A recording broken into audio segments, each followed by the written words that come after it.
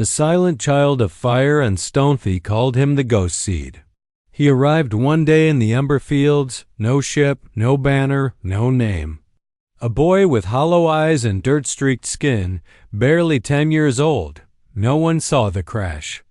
No beacon lit the skies.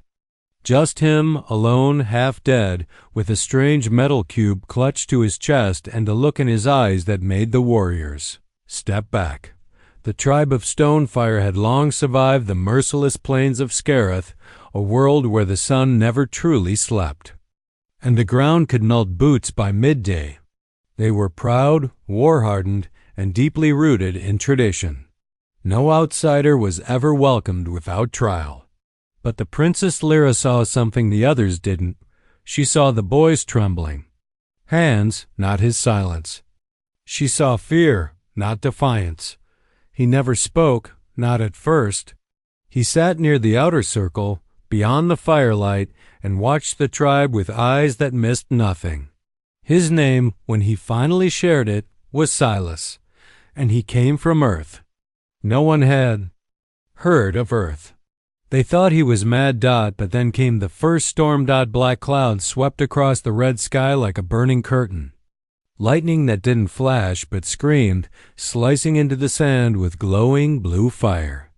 It was the kind of storm that swallowed caravans whole. The tribe scrambled to shield their domes. And in the panic, a young beastling, a spiked crawler slipped into the nursery where the tribe's youngest slept. Before the guards could reach the children, Silas was already there. They said he moved like smoke. They said he spoke to the crawler not with words, but with something else.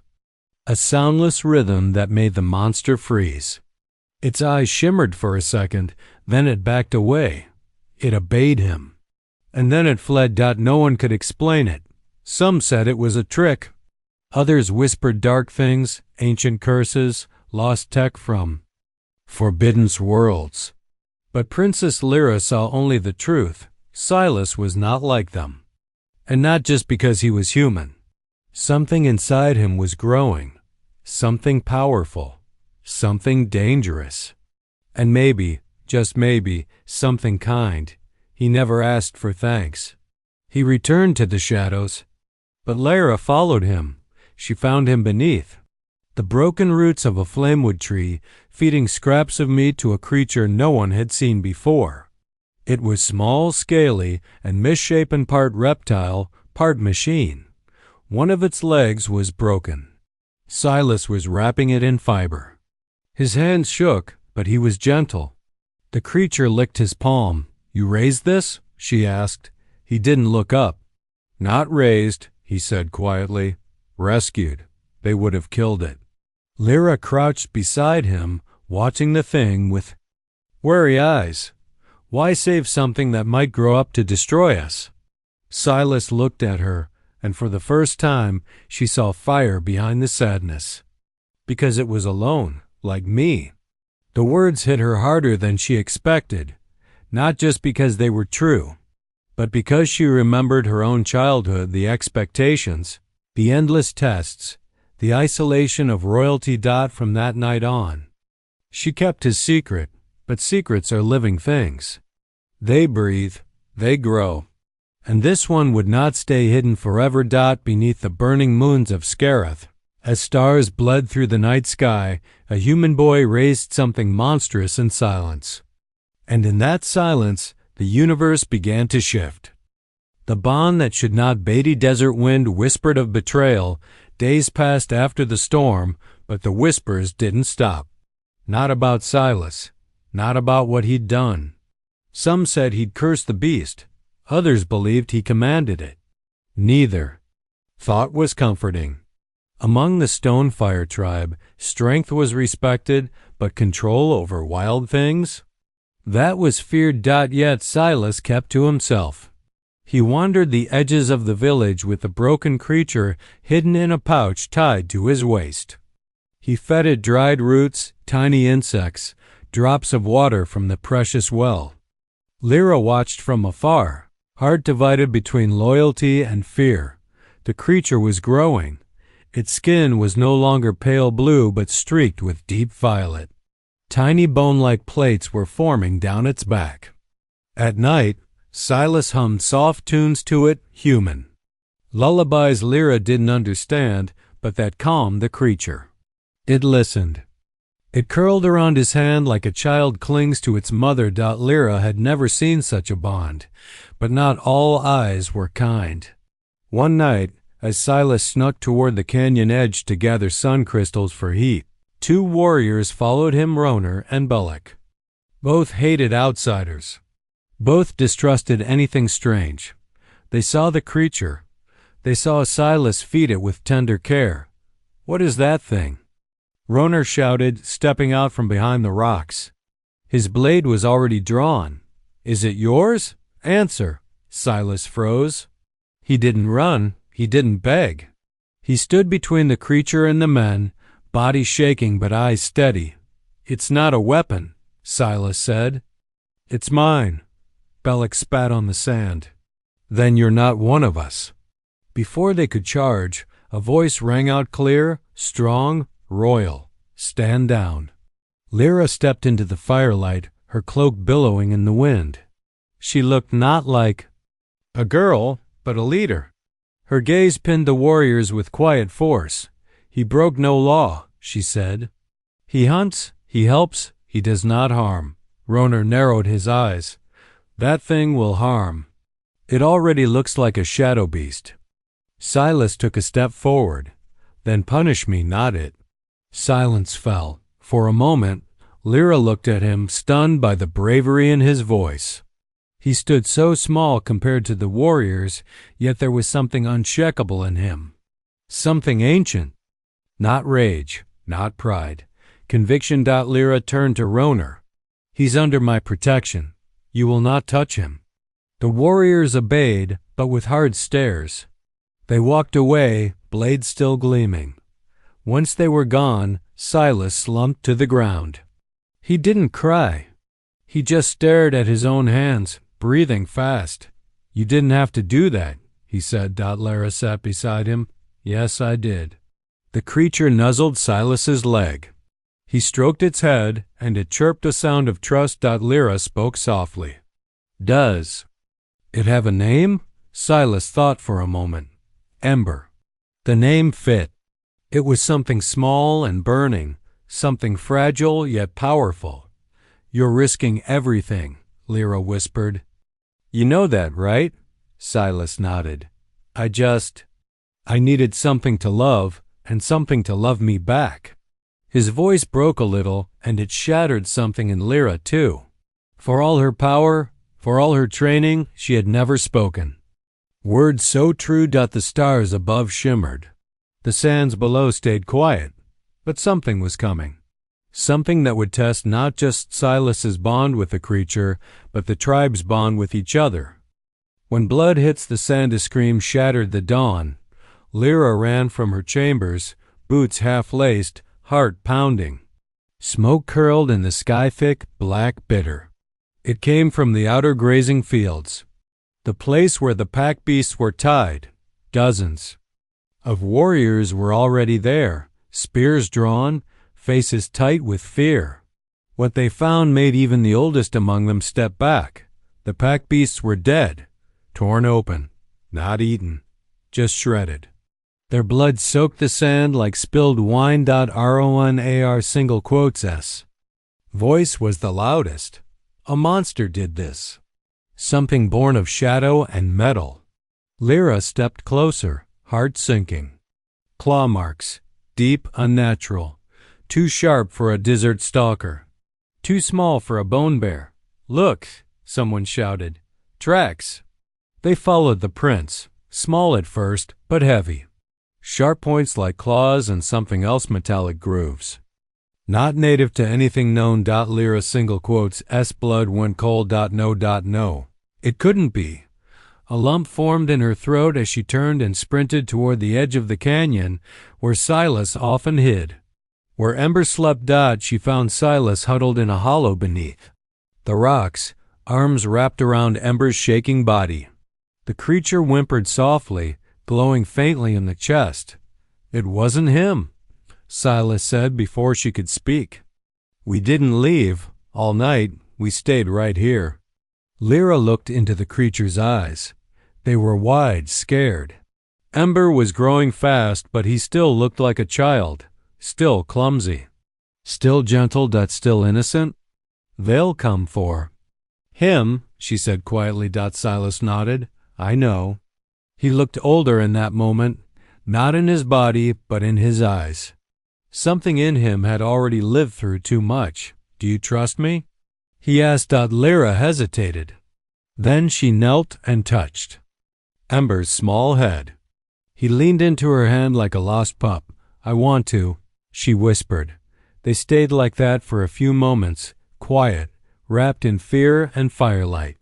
Then the ground trembled. A war horn blasted. Not from the tribe. From the ridge to the east. RONAR single quotes S voice echoed again, this time raw with alarm. Invaders! It was the nomad clan, sandrunners, raiders, ancient enemies. They'd chosen the perfect time while the tribe was distracted, afraid, divided. Lyra and Silas emerged from the canyon as the warriors gathered. Smoke rolled across the sky. Fast riders on scaled beasts were already visible along the horizon. RONAR spotted them.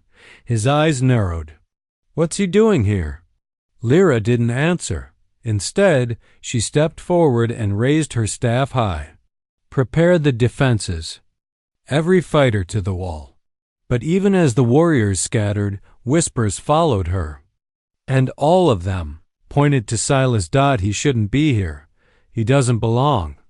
He brought the creature, and somewhere inside those whispers, something darker grew. A seed of hate. But in the shadows of the ridge, watching the smoke rise in the warriors. Run, Ember growled. Not with fear, but with something else. Instinct. And Silas, for the first time, didn't stop him. The fire behind the iced first arrow hit the outer gate before the sun fully rose. It burned. A strange liquid hissed into the wood, then burst into green flames. The gate guards scrambled to douse it, but water only made it worse. Panic rippled through the tribe like a sudden sandstorm. The Sandrunners were not just raiders, they were alchemists of destruction. And they had come prepared. Lyra stood at the wall, staff gripped tight, eyes locked on the rising army. RONAR approached her. We don't have enough archers, not for this. She didn't look at him. Then we fight harder, he growled. Your human pet, let him go. If his creature is the one killing our beasts, he belongs to them. Lyra turned. He saved your children during the last storm. Did you forget? And now beasts die in the night. Strange monsters appear. Invaders arrive, all after he came. They were coming anyway, Lyra said sharply. Silas didn't bring the danger. He's the only one who might help stop it, but Roner had already made up his mind. His hand rested on his blade. Not drawn yet. Below the walls, Ember growled again. His body had grown thicker in the last 2 nights. His tail now had a small ridge of bone. His eyes glowed when he breathed. And when the arrows started flying, he didn't run. He leapt. Silas shouted his name, but it was too late. Ember darted past the guards, down the slope, and straight toward the Sandrunner vanguard. They laughed at first, until Ember opened his mouth and released a blast of sonic force that cracked the nearest rider's helmet in half. And they didn't. Laughed. The warriors on the wall froze. Lyra stared, stunned. What? Is he? Someone whispered. Silas dropped to his knees at the edge of the ridge, mind spinning. He hadn't taught Ember to do that. He didn't even know Ember could do that. The bond between them pulsed like a second heartbeat in his chest. And for the first time, Silas felt it. Ember wasn't just growing. He was evolving. The raiders regrouped, sending 4 more riders toward the beast. Ember darted left, rolled through the sand, and struck 2 of them in the legs with his claws. He moved like liquid metal and lightning. The other 2 turned and fled. Cheers rose behind Silas. The warriors saw a weapon now, not a threat. But Roner stepped forward and spoke low to Lyra. You saw that. No cub becomes that powerful overnight. He's been hiding what it really is. Lyra didn't answer. Her heart was torn. She had seen the creature's soul. She had seen its gentleness, its fear, its love for Silas. But she had also seen its fury. And now, its strength. She looked at Silas. His eyes were locked on Ember, not with pride. Not with fear, but with something deeper confusion. As if even he didn't know what he had raised any more. As night fell, Ember returned, body wounded but standing tall. Silas cleaned the cuts with soft hands, whispering thanks, whispering regret. Lyra approached and knelt beside them. They're starting to believe you raised a monster, she said. Silas didn't look at her. Maybe they're right. Lyra placed a hand on his shoulder. Then help me prove them wrong. But neither of them saw the shadow in the distance. Another creature, larger, watching from a cliff far away. Eyes glowing. Claws digging into the rock. And something in those eyes looked like Ember. But twisted. The echo of the forgotten silence after the battle was heavy. Embers still burned in the distance, casting strange shadows across the sand. The tribe had won the first wave, but everyone knew it wasn't over. The Sandrunners had pulled back, not retreated. They were planning something bigger. Silas sat near the outer gate with Ember curled beside him, breathing slow but uneven. Wounds marked his scaly back. Some bled dark liquid. Others shimmered with strange glowing patterns beneath the skin. Silas traced a finger gently over one of the glowing marks. You're changing faster, he whispered. Why? Ember didn't speak, but Silas felt something stir in emotion. Not quite his own. Fear, confusion, longing. Lyra approached quietly and sat beside them. She didn't speak right away. She just watched the creature breathe. Then she said, We found something. Silas looked up. A body, she continued, outside the canyon, buried under stone. Bones mixed with metal. Same kind as Ember, but older, twisted. A cold knot formed in Silas's stomach. What happened to it? It wasn't just dead, Lyra said. It was broken from the inside. Like something tore its own mind apart. They sat in silence for a while. The stars above blinked cold and distant. The wind carried the scent of smoke and blood. Finally, Silas spoke. Maybe Ember wasn't the first. Maybe he's not the only one. I think you're right, Lyra said. And that scares me more than anything. She handed him something, a shard of metal, smooth and black, with tiny symbols etched across it. We found this near the body. Silas touched it, and the moment he did, he heard something. Not with his ears. With his mind. A voice. Distant, ancient, broken. We were made to protect. Then twisted to obey, find the anchor. The voice faded, leaving behind a sharp pain in his skull. Silas gasped and dropped the shard. It spoke to me. Lyra stared at him. What did it say? He told her. She paled. The anchor. That could mean the control route, the old tech buried beneath the ridge. The raiders might be trying to reach it. Silas shook his head. No. They already have. They're using it. That's how they're controlling the others. The twisted ones like the one you found. His voice trembled. If they find Ember's mind, they could twist him too. Lyra looked at the creature, who slept peacefully. For now, then we have to stop them. Roner stormed into the circle just then, dust on his armor. Too late, he said. Scouts report movement under the ridge. They're digging. And we saw another beast. Lyra stood. How big? Twice the size of Ember. More bone than flesh, and eyes that burn like acid. Silas felt the fear pulse in Ember again, even in sleep. He knows it, Silas whispered. He can feel it. It's like a brother or a shadow. Roner looked at him, eyes hard. Then your creature brought death upon us all. No, Lyra said. It's the only one that might save us. But inside, she wondered too. Love tamed something born of war?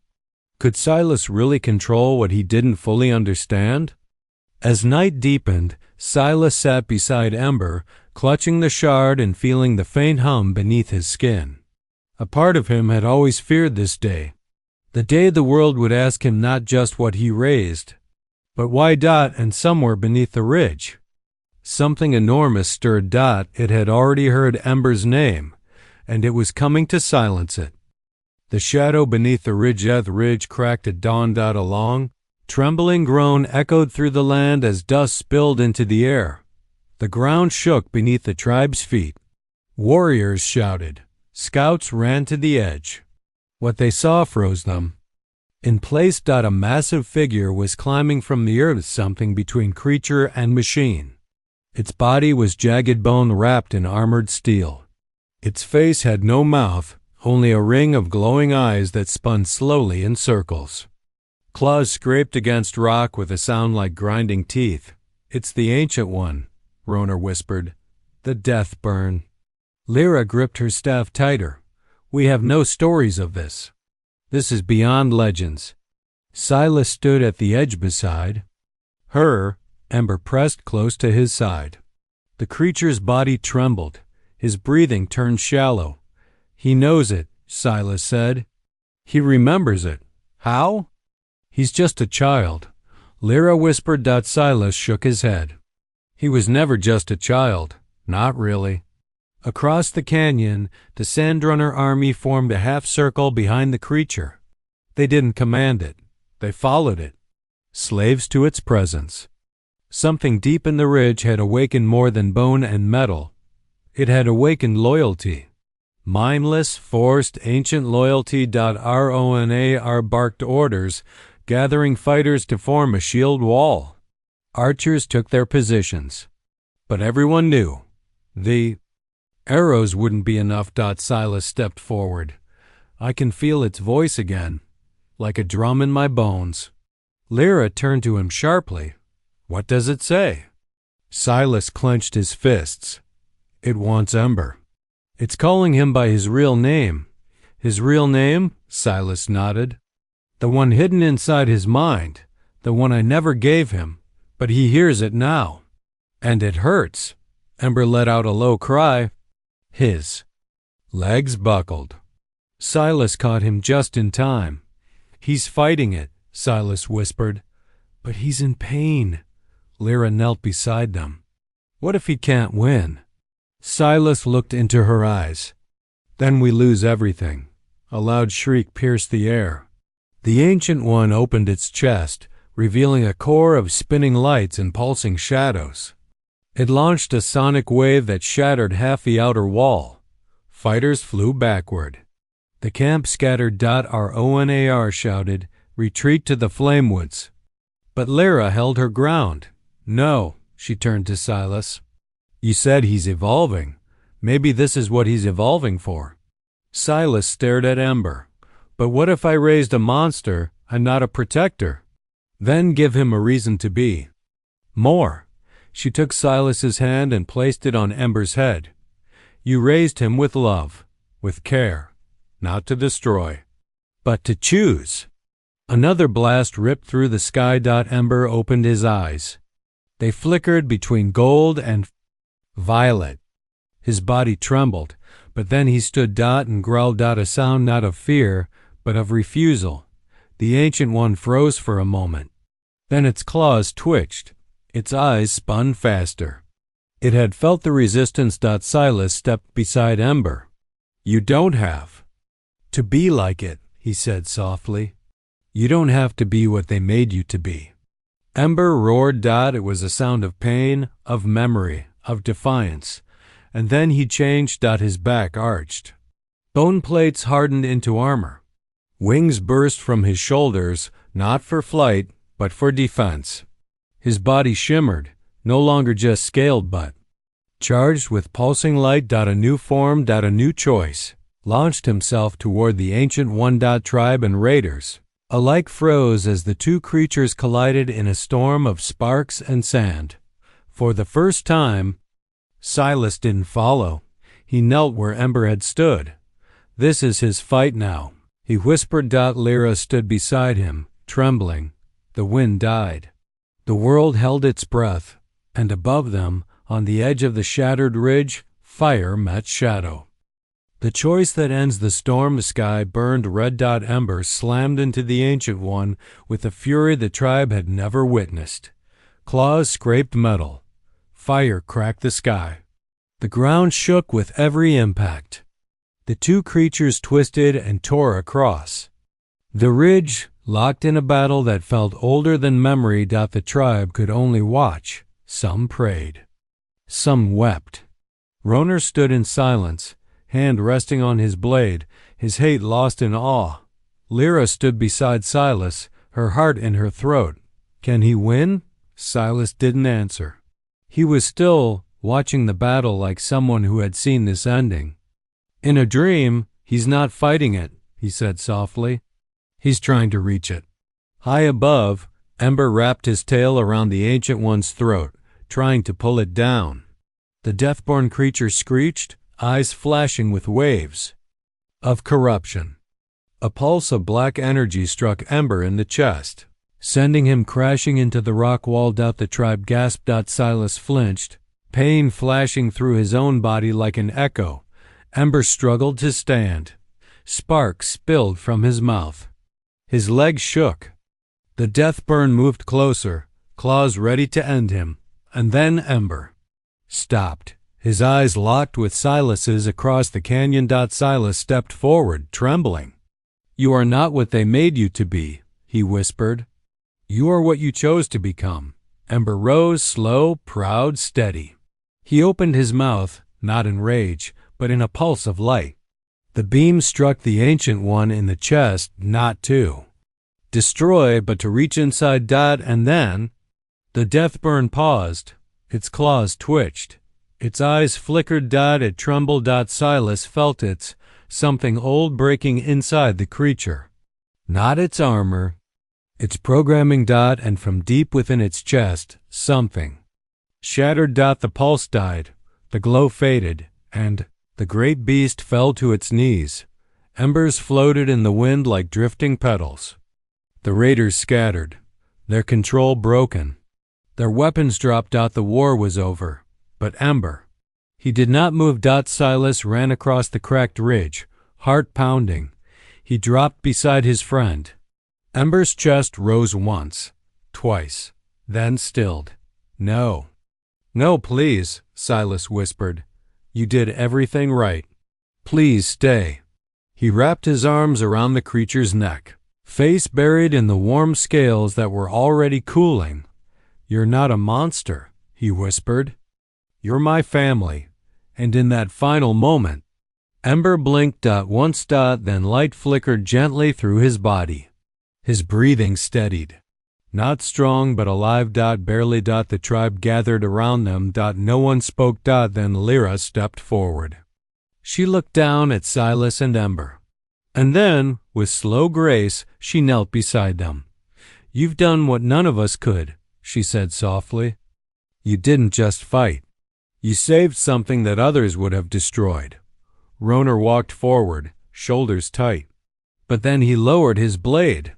"I was wrong," he said. Silas nodded, but his eyes never left Ember. Later that night, fires were lit not for war, but for peace. The tribe rebuilt.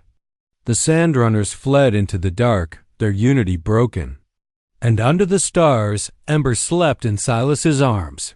Healing slowly, the princess gave a final gift. She offered Silas a place among them, not as a guest, not as a stranger. As one of their own. And Silas accepted. In the seasons that followed, Ember grew stronger, but he never became a weapon.